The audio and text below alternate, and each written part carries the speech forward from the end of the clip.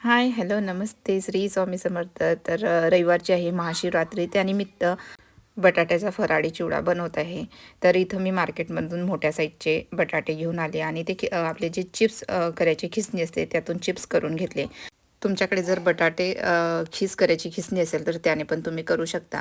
तर इथं मी चिप्स छान असे बारीक बारीक त्याच्या चिप्सच्या स्लाइस करून घेतल्या आणि ते पाण्यामध्ये ठेवत गेली. जसे मी कापत गेली तसे मी पाण्यामध्ये टाकत गेली. त्यानंतर आपल्याला जो खीस आहे तो एकदम स्वच्छ 4-5 पाण्याने धुवून घ्यायचा. जोवर त्याचं रंग असा छान नितळ पाणी त्यातून निघत नाही, जे आपलं बटाट्याचं कलर असतो, स्टार्क असतो, तो जोपर्यंत निघून जात नाही तोवर आपल्याला छान स्वच्छ असं धुवून घ्यायचं आहे.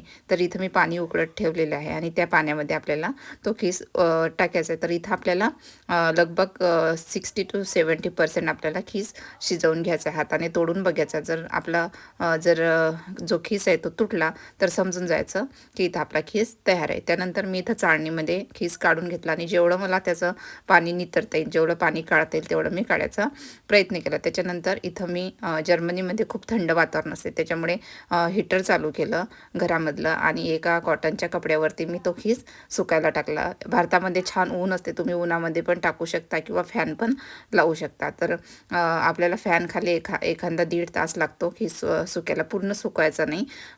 लगभग 70-80% सुकला तरी चालते. त्यानंतर कडकडीत तेल गरम करायचं आणि तो खीस आपल्याला त्यामध्ये तळून घ्यायचा आहे. स्टार्टिंगला तुम्ही बघितली असणार खूप सारे असे बबल्स येतात. जसं जसं आपला खीस तयार होतो तसे तसे ते बबल्स कमी होतात आणि आपला खीस असा जेव्हा आपण झाऱ्याने हलवतो तेव्हा असा छान क्रिस्पी आवाज येतो. तर इथं मस्त खीस मी तळून घेतला. त्याचबरोबर थोडेसे शेंगदाणे तळून घेतले. शेंगदाणे पण मस्त छान असे खरपूस तळून घ्यायचे. आणि इथं माझ्याकडे नायलॉन साबुदाणा आहे, तो पण मी थोडा तळून घेत आहे. त्याला पण छान असं मस्त हाय फ्लेमवरती तळून घ्यायचा आणि जो खीस आहे तो पण छान असा हाय फ्लेमवरती तळून घ्यायचा. जर लो फ्लेमवरती तळला तर तो ऑइली होऊ शकतो. तर इथं सर्व मी मिक्स करून घेतलं.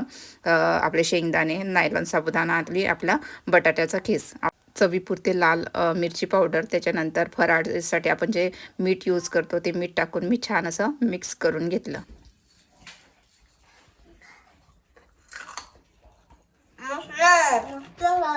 मस्त झाला, क्रुम झाला काय? हो. खा जा. पण करून व्हायला पाहिजे ना. क्रुमच व्हायला पाहिजे तो. नायलॉन साबुदाण्याचा चिवडा मस्त झाला. नाही हो, तो आपला हे आहे ते आलूचा पण आहे त्याच्यात. आलू पण आहे आणि असा बाजारात भेटते. बाजारापेक्षा एक नंबर झाला असा बनवायचा चिवडा. हा हा हा.